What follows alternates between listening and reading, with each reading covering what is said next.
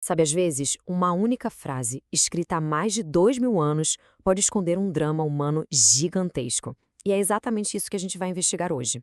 Como uma sentença tão curtinha revela um universo de conflito, de caráter e, principalmente, de uma compaixão enorme.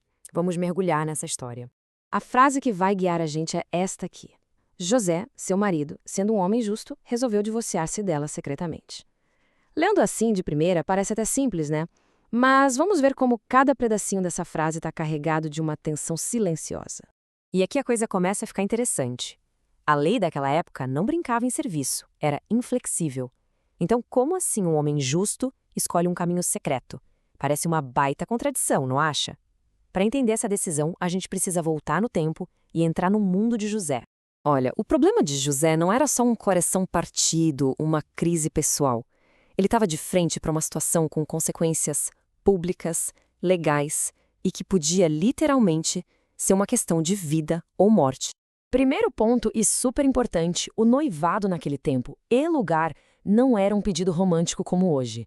Era um contrato legal mesmo, o tal do eros in kin, que tinha quase a mesma força de um casamento.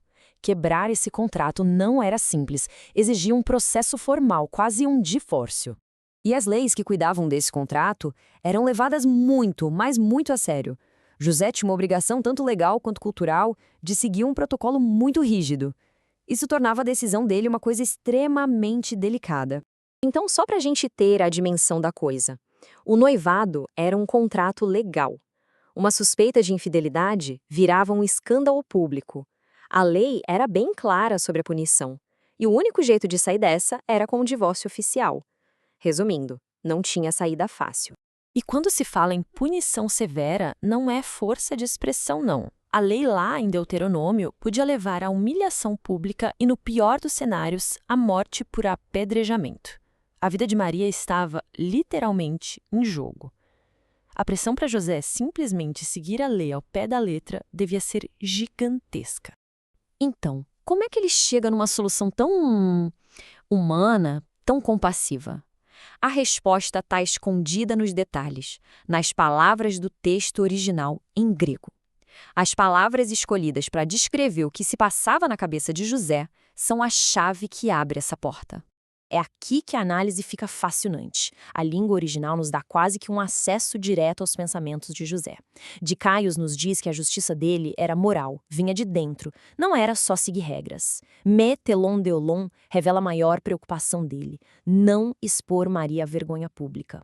Latra confirma que a escolha pelo segredo foi pensada, foi ativa. E Apolussai mostra que ele ainda queria fazer a coisa certa pela lei, mas de um jeito que a protegesse.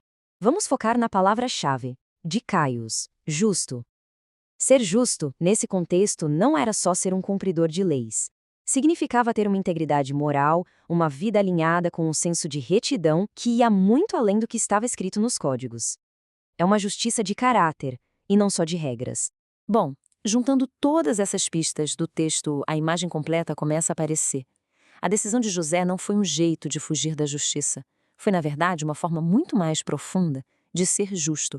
Uma justiça que anda de mãos dadas com a misericórdia. Então, o dilema dele se resumia a isso, a dois caminhos bem diferentes.